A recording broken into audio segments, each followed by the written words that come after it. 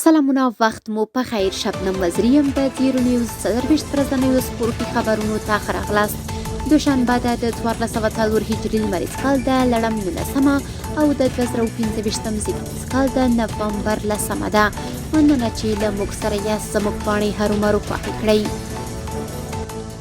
د افغانستان کرکټ ملي لوبډلې ټول چاري لوبغاړي عظمت الله عمرزي د بنگلاديش کرکټ غوره لیګ راتلونکي پړاو کې له سلهي ټایټنز لوبډلې سره تړون وکړ.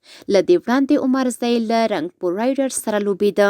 د بنگلاديش کرکټ غوره لیګ 12م پړاو د راتلونکي ډسمبر میاشتې پر 19 نیټه پیلېږي. ویلچر باسکټبال ملي لوبډلې د 2015 اسیا اتلولۍ سیالیو په خپله دویمه لوبه کې هند ته د 93 امتیازونو په ستر توپیر ماته ورکړه.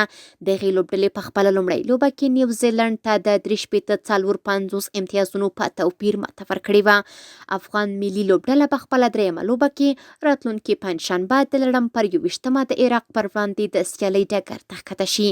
د ویلو ده چې یادې سیالۍ د تایلنډ په کوربتوب په پلازمینه بانکوک ښار کې د 14 هیوادونو په ګډون د روانې میلادي میاشتې پر 9 پیل شوې وي او تر 15 نیټې به دوام وکړي چې افغانستان په ای ګروپ کې له نیوزیلند، هند او عراق سره سیالۍ کوي. د افغانستان کورنۍ کرکټ پرمختګ څانګې له لوري په پکتیا ولایت کې د کلبونو په کچه ځلیدلو لوبغاړو ته روزنیز کمپ پیل شو. په دې روزنیزه دوره کې به ګډون کوونکي لوبغاړي د توپ اچونې، توپ وهنې، ډګر ساتنې او فکري پیاوړتیا په برخو کې وروزل شي.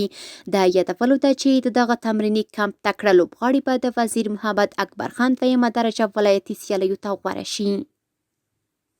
د کندوز ولایت په ارچي ولسوالۍ کې د 15 لوبډلو ترمنځ د والیبال سیالۍ د قلعه زال لوبډلې په اتلولۍ پای ته ورسېدې.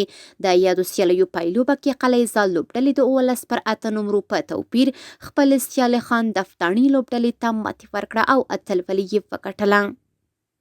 د سپورټ له ډګره وروستی خبر همدا چې د بلخ ولایت په بلخ ولسوالۍ کې د 40 کوروشکارانو ترمنځ د کوروش سیمه ییزې سیالۍ ترسره شوې. د دغو سیالیو په پایله کې د 5 جوړو لوبې مساوي او 15 کوروشکارانو خپلو سیالانو ته په ماتې ورکولو سره بریاوې خپلې کړې. سپورټي خبرونه هم دومره وو. په خواله رسنیو باندې فیسبوک، انسټاګرام، ایکس افغانۍ، ټویټر، یوټیوب او ټیک ټاک زموږ خبرونه خوښئ او موږ تعقیب کړئ. ادرس یې 0 نیوز 24 خبرونه د الله په امان.